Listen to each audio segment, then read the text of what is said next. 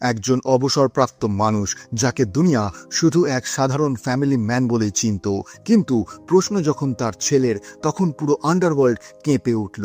এটা এমন এক জেলারের গল্প যার নাম শুনলেই ভারতের বড় বড় গ্যাংস্টাররা কাঁপতে শুরু করে। স্মাগলিং, আন্তর্জাতিক মাফিয়া আর ১৬০০ বছর পুরনো এক অমূল্য মুকুট, যার মাঝখানে দাঁড়িয়ে আছে মাত্র একজন মানুষ, মুথুভেল পান্ডিয়ান। ছবির নাম জেলার। ভিডিও শুরু করার আগে আপনাদের কাছে একটি ছোট্ট অনুরোধ, যদি আপনারা এই চ্যানেলে নতুন হয়ে থাকেন তাহলে অনুগ্রহ করে চ্যানেলটা সাবস্ক্রাইব করে নেবেন। তবে চলুন শুরু করা যাক, কিন্তু তার আগে নমস্কার বন্ধুরা, আমি স্যাম আর আপনারা দেখছেন নো দি স্টোরি। ছবি শুরু হয় এক পুরনো মন্দির দিয়ে। জানা যায় রাতে মন্দিরের আসল পাথরের মূর্তিটি চুরি হয়ে গেছে, কিন্তু চোরেরা শুধু মূর্তি চুরি করেই পালায়নি, তার জায়গায় রেখে গেছে এক সুন্দর কিন্তু নকল মূর্তি। এটা প্রথমবার নয়, অনেকদিন ধরেই একটা গ্যাং আসল মূর্তি চুরি করে তার ডুপ্লিকেট রেখে যাচ্ছে এবং আসল মূর্তিগুলো ব্ল্যাক মার্কেটে বিক্রি করছে। একজন কনস্টেবল এফআইআর লেখার কথা বললে উপরের অফিসাররা তাকে থামিয়ে দেয়। তাদের বক্তব্য, এই খবর বাইরে যাওয়া চলবে না, অর্থাৎ সিস্টেমও কোথাও না কোথাও জড়িত। এখন শুরু হয় এই মূর্তি পাচার চক্রের কিংপিনের আসল গল্প। একজন মানুষ যাকে দেখে সাধারণ শ্রমিক মনে হয়, কিন্তু আসলে সেই পুরো সিন্ডিকেটের মাস্টারমাইন্ড ভার্মা।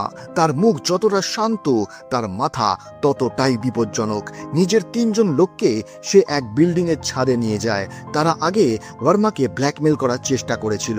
ভার্মা তাদের সালফিউরিক অ্যাসিডের ড্রামে ফেলে মেরে ফেলে। ৩টি দেহ অ্যাসিডে গলে শেষ হয়ে যায়। এটাই ভার্মার নিয়ম, যে তার বিরুদ্ধে যাবে সে আর বাঁচবে না। ভার্মার সবচেয়ে ঘনিষ্ঠ লোক ধনরাজ, দুজনে মিলে এই ব্যবসা চালাচ্ছে। হঠাৎ ভার্মা খবর পায় নতুন এক এসিপি তাদের কাজে বাধা দিচ্ছে এবং তাদের মাল বাজেয়াপ্ত করেছে। ভার্মার রক্ত গরম হয়ে ওঠে, সঙ্গে সঙ্গে সে সিনু নামে একজনকে ডাকে। এবার আমরা যাই সেই এসিপির বাড়িতে। এক ব্যক্তি শান্তভাবে পূজা করছে। প্রথমে মনে হয় এই সেই এসিপি, কিন্তু না, তিনি হলেন সেই এসিপির বাবা, মুথুভেল পান্ডিয়ান। অবসরপ্রাপ্ত মানুষ, সাদামাটা জীবন, নাতির সঙ্গে ফুড ব্লগিং করে। বাইরে থেকে দেখলে এক শান্ত বৃদ্ধ মনে হয়।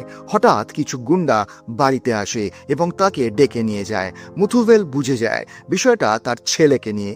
এদিকে এক মিষ্টির দোকানে দাঁড়িয়ে আসে এসিপি অর্জুন।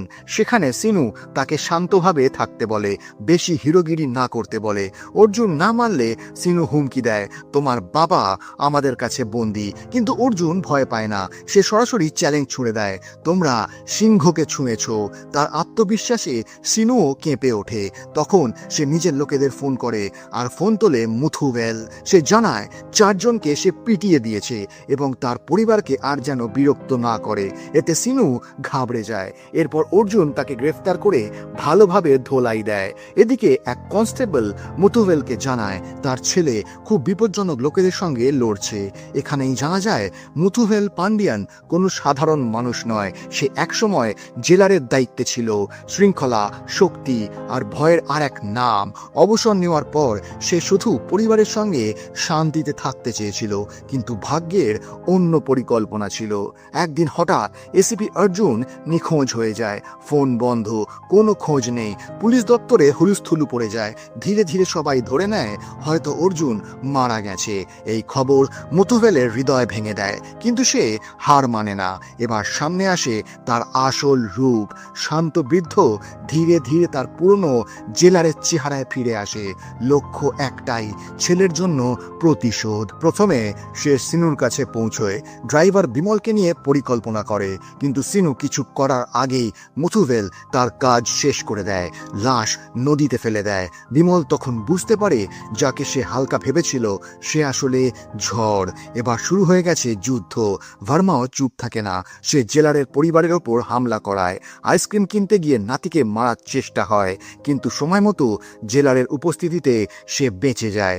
এখন সে বুঝে যায় এই লড়াই সহজ নয়। সে ভার্মার কাছে ক্ষমা চাওয়ার ভান করে, কিন্তু ভার্মা আরও নোংরা হুমকি দেয়, আগে নাতি, তারপর বৌমা, তারপর স্ত্রী, আর শেষে জেলারের মৃত্যু। সব শুনে জেলারের সিদ্ধান্ত আর দয়া নয়, শুধু ধ্বংস হবে। সে সেই গুন্ডাদের খুঁজে বের করে যারা তার নাতির ওপর হামলা করেছিল এবং নির্মমভাবে শেষ করে দেয়। পরিবারকে বাঁচাতে সে নিজেকে মানসিকভাবে ভারসাম্যহীন বলে দেখায় যাতে সবাই ক্লিনিকে নিরাপদে থাকতে পারে। ডাক্তারকেও বাধ্য করে তাকে সাহায্য করতে। পরিবার ক্লিনিকে নিরাপদ থাকে আর জেলারে শুরু হয় তার পরবর্তী মিশন। এবার তার লক্ষ্য হায়দ্রাবাদের এক সংযোগ যেখান থেকে ভার্মার শিকড় ধরা যাবে। জেলার মুথুওয়েল পান্ডিয়ান পৌঁছে যায় তার পুরনো চেলার কাছে। গেটের সামনে দাঁড়ানো লোকেরা তাকে হালকাভাবে নেয়, কিন্তু পরের মুহূর্তেই এন্ট্রি হয় নরসিমহার। এবং যখন সে জানতে পারে যে কেউ তার গুরু অর্থাৎ জেলারকে অপমান করেছে, ব্যাস তারপর আর কি, সে তার লোককে এমন শাস্তি দেয় যে সবাই সারা জীবন মনে রাখে। নরসিমহা শুধু একজন গ্যাংস্টার নয়, সে জেলারের একনিষ্ঠ ভক্ত। একসময় সে জেলে সাজা কেটেছিল আর সেখানেই সে মুথুওয়েলের আসল রূপ দেখেছিল। তখন থেকেই সে তার ভক্ত হয়ে যায়। জেলার সরাসরি মূল কথায় আসে, তার দরকার কিছু স্নাইপার একটি বিশেষ মিশনের জন্য। নরসিমহা এক সেকেন্ডও না ভেবে তার সবচেয়ে ভয়ঙ্কর 4 জন শুটার জেলারের হাতে তুলে দেয়। সে বলে, আজ থেকে এরা আপনার লোক। এদিকে সিনুর গ্যাংয়ের একজনকে জেলার ধরে ফেলে। ভয়ে সে সব বলে দেয়। সঠিক লোকেশন না জানলেও কোন রুট দিয়ে স্মাগলিংয়ের মাল যাবে সেটা জানিয়ে দেয়। প্ল্যান তৈরি হয়। জেলার একটি মূর্তি বিমলের হাতে দিয়ে রাস্তায় দাঁড় করিয়ে রাখে। যুক্তি সহজ, যে গাড়ি ভার্মার হবে সে আসল মূর্তিটা চিনে অবশ্যই থামবে। অনেকক্ষণ পর একটি ট্রাক এসে থামে। সিগন্যাল মেলে, এই সেই ট্রাক। তারপর সেই ট্রাকটিকে লোহার লক দিয়ে ফাঁসিয়ে দেওয়া হয় আর কিছু দূর যেতেই ট্রাকটি উল্টে যায়। জেলার আগেই পুরো খেলা সেট করে রেখেছিল, সব মাল এখন তার হাতে। ওদিকে ভার্মা হাসপাতালে পৌঁছে ডাক্তারকে হুমকি দেয় এবং মুথুওয়েলের পরিবারের লোকেশন জানার চেষ্টা করে। ভিডিও কলে জেলারকে ভয় দেখাতে চায়, কিন্তু জেলার সরাসরি চ্যালেঞ্জ ছুড়ে দেয়, একটা মাল নয়, তোর সব মাল আমি ধরবো। ভার্মার আত্মবিশ্বাস কাঁপতে শুরু করে। শেষে ভার্মা বলে, স্যার মজা করছিলাম, আপনি পরিবার সামলান, আমার ব্যবসায় হাত দেবেন না। কিন্তু জেলার তার অপমান ভুলে যায়নি। সে বলে, ক্ষমা পেতে হলে ভিক্ষা করে 10 টাকা রোজগার করে আনতে হবে। ভাবুন, এত বড় ডন আর সে কিনা ভিক্ষা করছে। ভার্মা বাধ্য হয়ে সেটা করে, 10 টাকা নিয়ে আসে। জেলার তার অহংকার পুরো ভেঙে দেয়, কিন্তু যাওয়ার সময় ভার্মা শপথ করে এই অপমান সে ভুলবে না। তারপর সে বিহারের গ্যাংস্টার কামদেবকে ফোন করে, বলে জেলার আর তার পরিবারকে শেষ করে দিতে হবে। এক রাতে 20 জন লোক জেলারের বাড়িতে ঢুকে পড়ে, কিন্তু জেলার আগেই তার নাতিকে নিরাপদ জায়গায় রেখে দিয়েছিল। স্ত্রী আর পুত্রবধূকে ডাইনিং টেবিলে বসিয়ে সত্যিটা জানায়, যারা অর্জুনকে মেরেছে তাদের আমি শেষ করেছি, এখন এরা আমাদের মারতে এসেছে। বাড়ির বাইরে নরসিমহার দেওয়া স্নাইপাররা প্রস্তুত ছিল। গুন্ডারা হামলা করতেই একে একে সবাই মারা পড়তে থাকে। শেষ গুন্ডা ছুরি নিয়ে আসে, কিন্তু এবার জেলার নিজেই তাকে শেষ করে দেয় আর বলে, এতদিন যে মানুষটাকে দেখেছ সে আলাদা ছিল, আজ থেকে যে মানুষটাকে দেখবে সে একেবারে আলাদা হবে। ওদিকে কামদেব বলে, যদি আগে জানতাম টার্গেট জেলার তাহলে একজন লোকও পাঠাতাম না। ভার্মা এবার পাঞ্জাবি গ্যাংস্টার সিকান্দারের নাম তোলে। কামদেব বলে, ফোন করে দেখো। ভার্মা ফোন করে, সিকান্দার ফোন কেটে দেয়। ব্যাপার পরিষ্কার, জেলারের নাম শুনেই সবাই পিছিয়ে যাচ্ছে। এরপর একটি ফ্ল্যাশব্যাক দেখা যায় 15 বছর আগে দিল্লির তিহার জেল। সেখানে জেলার ছিলেন মুথুওয়েল পান্ডিয়ান। ভারতের সবচেয়ে ভয়ঙ্কর অপরাধীদের নিয়ন্ত্রণে রাখা ছিল তার কাজ। তার নাম শুনলেই বন্দীদের ঘাম ছুটত, সবাই তাকে টাইগার বলে ডাকত। একবার এক অপরাধী হুমকি দেয়, আমি জেলের ভেতর থেকেই তোমার পরিবারকে শেষ করে দেব।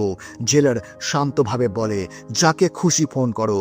অপরাধী তার লোকদের ফোন করে হামলার প্ল্যান করে, কিন্তু মাঝ রাস্তায় তাদের গাড়ির উপরই হামলা হয়ে যায়। জেলার জেলের ভেতরে বসেই পুরো খেলা উল্টে দেয়। সেদিন কামদেবও সাহায্য করেছিল। তখন থেকেই সব গ্যাংস্টার জেলারকে গুরু মানত। এবার বর্তমানে আমরা দেখি জেলার সরাসরি ভার্মার কারখানায় পৌঁছে যায়, কিন্তু সিকান্দার তার লোকেদের জেলারের সাপোর্টে পাঠিয়ে দেয়। ভার্মার মাথা ঘুরে যায়।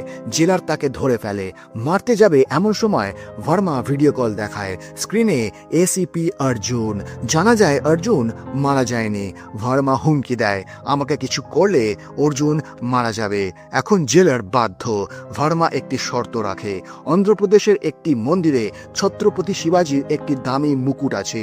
ভার্মা চায় জেলার সেটি চুরি করে দিক।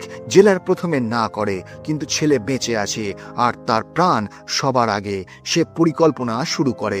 সে জানতে পারে মাত্র 5 জনকে মন্দিরে সেই মুকুট দেখার অনুমতি আছে। সচিন তেন্ডুলকর, অমিতাভ বচ্চন, রতন টাটা, স্বামী গোপীনাথ এবং অভিনেতা ব্লাস মোহন। ব্লাস মোহনের নাম শুনে জেলার চিন্তায় পড়ে যায়। জানা যায় মন্দিরের জমি তার পূর্বপুরুষদের ছিল, তাই সে ট্রাস্টি। জেলার ঠিক করে টার্গেট হবে ব্লাস মোহন। ভার্মাকে ফোন করে বলে 3 মাস সময় লাগবে। ভার্মা শর্ত দেয় তার 2 জন লোক সব সময় জেলারের সঙ্গে থাকবে। এরপর শুরু হয় ব্লাস মোহনের ওপর গবেষণা। সে তার সহ অভিনেত্রী কামুনার প্রেমে পড়েছে। জেলার সেটারই সুবিধে নেয়।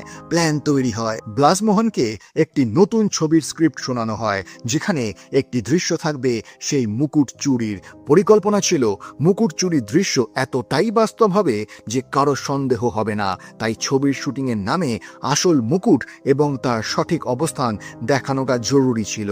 ব্লাস মোহন, যে ওই মন্দিরের ট্রাস্টি, নিজের অনুমতিতে পুরো ফিল্ম ইউনিটকে মন্দিরের ভেতরে নিয়ে যায়। সেখানে সে তাদের ছত্রপতি শিবাজির সেই মূল্যবান মুকুট দেখায়। এরপর সেট ডিজাইন করা হয়। মন্দিরের হুবহু একটি কপি তৈরি করা হয়। শুটিংয়ের দিন ব্লাস মোহন একটি অ্যাকশন সিকোয়েন্স করে, যেখানে সে বিপজ্জনক লেজার বিম পার হয়ে মুকুট চুরি করে। কিন্তু এখানেই জেলারের মাস্টার স্ট্রোক লুকিয়ে আছে। সে একজন হ্যাকার দিয়ে মন্দিরের আসল সিসিটিভি হ্যাক করায়। ফিল্মের শুটিংয়ের ফুটেজ মন্দিরের সিসিটিভিতে ঢুকিয়ে দেওয়া হয়। এখন স্ক্রিনে দেখা যাচ্ছে ব্লাস মোহন আসল মন্দির থেকে মুকুট চুরি করছে। কিছুক্ষণের মধ্যেই সিবিআই টিম ব্লাস মোহনের বাড়িতে পৌঁছে যায়। তাদের সিসিটিভি প্রমাণ দেখানো হয়। ব্লাস মোহন অবাক, এটা তো সিনেমা দৃশ্য। কিন্তু সিবিআই মানতে চায় না। তারা বলে মুকুট ফরেন্সিক ল্যাবে পরীক্ষার জন্য পাঠানো হবে, ততক্ষণ পর্যন্ত আপনি বাড়ির বাইরে যেতে পারবেন না। কিন্তু জেলারের আসল পরিকল্পনা ছিল ল্যাবে নিয়ে যাওয়ার সময় সেই মুকুট চুরি করা। আর এর জন্য জেলার পৌঁছে যায় তার আর এক পুরনো পরিচিতর কাছে, কেরালার শক্তিশালী গ্যাংস্টার ম্যাথিউয়ের কাছে। জেলার তার প্রয়োজন জানায়। ম্যাথিউ সঙ্গে সঙ্গে অস্ত্র দিয়ে দেয়, বলে স্যার আপনি বললে আমি একাই সব শেষ করে দিতাম। তারপর আসে সেই দিন। সিকিউরিটি কনভয় মুকুট নিয়ে মরুভূমির মাঝ দিয়ে যাচ্ছিল। জেলার আর তার দল নিজেদের অবস্থান নেয়। গুলি চালানো শুরু হয়, কিন্তু ধীরে ধীরে জেলারের সব লোক মারা যায়। এখন শুধু একজন মানুষ বাকি, জেলার নিজে। আর সে একে একে সবাইকে শেষ করে দেয়। অবশেষে সে সিকিউরিটি পাস দিয়ে ভল্ট খোলে। মুকুট তার হাতে চলে আসে। ভার্মা খবর পায় মিশন সফল। সে খুশি হয়ে যায়। ভার্মার লোক মুকুট নিয়ে তার কাছে পৌঁছে যায়। মুথুভেল ভার্মাকে ফোন করে বলে মুকুট পেয়ে গেছি, এবার অর্জুনকে ছেড়ে দাও। ভার্মা রাজি হয়ে যায়। এইবার আসে সিনেমার সবচেয়ে বড় টুইস্ট। এসিপি অর্জুন আসলে ভার্মার সঙ্গে মিলিত ছিল। সে বলে এই মুকুট বিক্রি করে যে টাকা আসবে তার 50% আমি চাই। আর তার বাবা যদি কিছু জেনে যায় বা বাধা দেওয়ার চেষ্টা করা হয়, তাহলে সে নিজেই তাকে মেরে ফেলবে।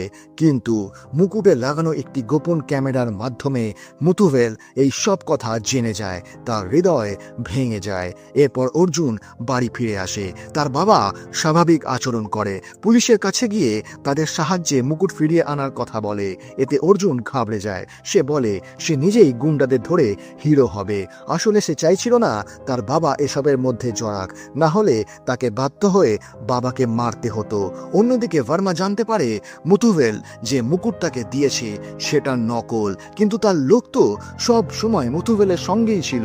তাহলে সেটা নকল হলো কিভাবে? আসলে মুথুভেল নিজের কানেকশন ব্যবহার করে একটি কমান্ডো ইউনিটকে এই খেলায় যুক্ত করেছিল। কেউ আসলে মারা যায়নি, সব ছিল নকল গুলি আর নকল রক্ত। কিন্তু ভার্মার লোকেরা ভেবেছিল সব সত্যি, আর সেখানেই তারা প্রতারিত হয়। ভার্মা রাগে তার সেই 2 লোককে মেরে ফেলে। ঠিক তখনই অর্জুন সেখানে আসে। সে বলে হয়তো তার বাবা সব জেনে গেছে, তাই দ্রুত সব মাল সরিয়ে ফেলতে হবে। কিন্তু ভার্মা জানায় মুকুটটা নকল ছিল এবং তাতে একটি ক্যামেরা লাগানো ছিল, অর্থাৎ অর্জুনের বাবার কাছে সব সত্য পৌঁছে গেছে। এটা শুনে অর্জুন ভেঙে পড়ে। সে পালানোর চেষ্টা করে কিন্তু ভার্মা তাকে ধরে ফেলে। ঠিক তখনই মুথুভেল তার লোকেদের নিয়ে সেখানে পৌঁছে যায়। ভার্মার সব লোককে একে একে মেরে ফেলার পর সে ভার্মার দিকে এগোয়, কিন্তু ভার্মা একটি ভিডিও দেখায় যেখানে মুথুভেলের পরিবারকে তার লোকেরা বন্দি করে রেখেছে। কিন্তু মুথুভেল হাসে যেন কিছুই হয়নি, কারণ সে আগেই তার পরিবারকে বাঁচাতে নরসিংহাকে পাঠিয়ে দিয়েছিল। সব গুন্ডা মারা পড়ে। শুধু তাই নয়, ভার্মার ট্রাক থামাতে সে ম্যাথিউকেও পাঠিয়ে দিয়েছিল।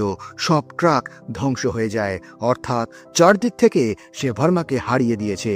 এরপর মুথুভেল নিজে ভার্মাকে মারতে শুরু করে। মারতে মারতে তাকে সালফিউরিক অ্যাসিডের জারে ভরে শেষ করে দেয়। তারপর সে তার ছেলে অর্জুনকে একটি নির্জন জায়গায় নিয়ে যায়, বলে এত কিছু হওয়ার পরেও সে তাকে ক্ষমা করবে, কিন্তু তার জন্য অর্জুনকে নিজের দোষ স্বীকার করে আইনের সামনে আত্মসমর্পণ করতে হবে। কিন্তু অর্জুন রাজি ছিল না। সে নিজের বাবাকেই মারতে বন্দুক তোলে, যাতে তার সত্য কেউ জানতে না পারে। ভাবুন, এক বাবা যে নিজের পুরো জীবন ছেলের নামে উৎসর্গ করেছে, সেই ছেলেই তাকে মারতে উদ্যত। ঠিক তখন মুথুভেল নিজের চশমা খুলে একটি সংকেত দেয়, আর দূর থেকে এক স্নাইপার গুলি করে অর্জুনকে মেরে ফেলে। ভাবুন, এক বাবার মনে কি ঝড় বইছিল যে নিজের ছেলেকে মরতে দেখেও কিছু করতে পারে না। ছেলের সঙ্গে কাটানো প্রতিটি মুহূর্ত মনে করতে করতে সে সেখান থেকে চলে যায়। আর এভাবেই এই গল্পের সমাপ্তি ঘটে। এবার আপনাদের জন্য একটি প্রশ্ন, আপনি যদি মুথুভেল পান্ডিয়ানের জায়গায় থাকতেন, তাহলে কি আপনি আইন আর কর্তব্যকে পরিবারের ওপরে রাখতেন? কমেন্ট করে অবশ্যই জানাবেন। তো বন্ধুরা, যদি এই গল্পটা আপনাদের ভালো লেগে থাকে তাহলে ভিডিওটি লাইক করুন, আপনাদের বন্ধুদের সঙ্গে শেয়ার করুন। আর এরকমই আরও সিনেমার গল্প শোনার জন্য আমাদের চ্যানেল নো দি স্টোরি বেঙ্গলিকে সাবস্ক্রাইব করতে ভুলবেন না। আপনাদের একটা সাবস্ক্রিপশন আমাদের নতুন নতুন গল্প শোনাতে উৎসাহ দেয়। দেখা হবে পরের ভিডিওতে আরও এক মন ছুঁয়ে যাওয়া গল্প নিয়ে। ততক্ষণ নিজের খেয়াল রাখুন। ধন্যবাদ।